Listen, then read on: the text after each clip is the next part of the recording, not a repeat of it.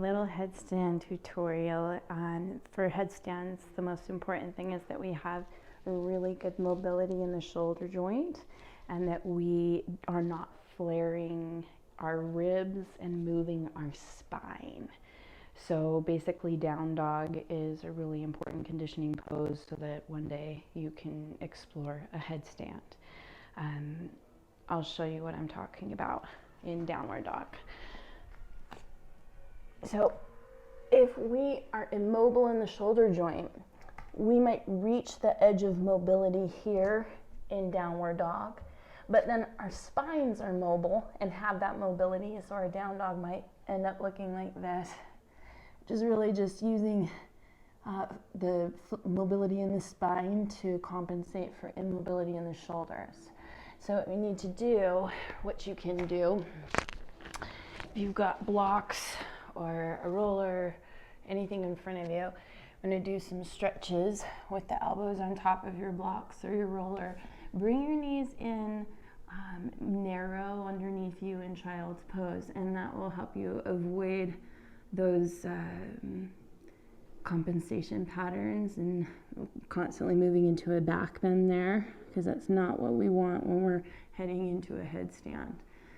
No banana backs. So big stretches right here, and then we'll try out that dog pose again. So from that immobile place, we're going to keep the ribs knitted together and then press the hands forward and find the mobility in that long line here. Next step is to condition in dolphin. So we're going to intertwine the fingers, bring it into a little tripod, bend the knees generously. Once again, if you find yourself here, it's just not the right time to practice that headstand yet. So give yourself time to work on your mobility, open those shoulders up so that you can find that open line here. What happens if we are still immobile right here and we try to work our way into a headstand is we simply will not be able to stack the joints. We'll be stuck in the banana back. The next step in this process of building your way up into a headstand from dolphin pose would be to cradle the back of the head in the hands and then walk your feet in towards your face.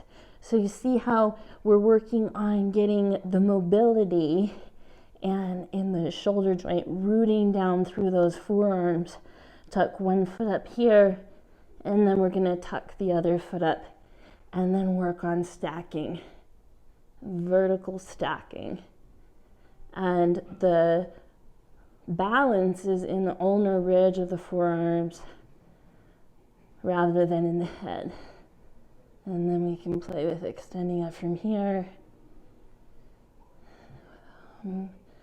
Work on squeezing your legs to midline and just clearing that line of energy, rooting down through the head, reaching up through the legs.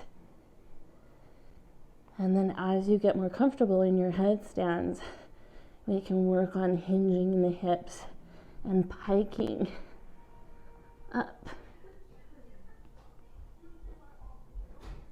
and down. We're isolating the movement.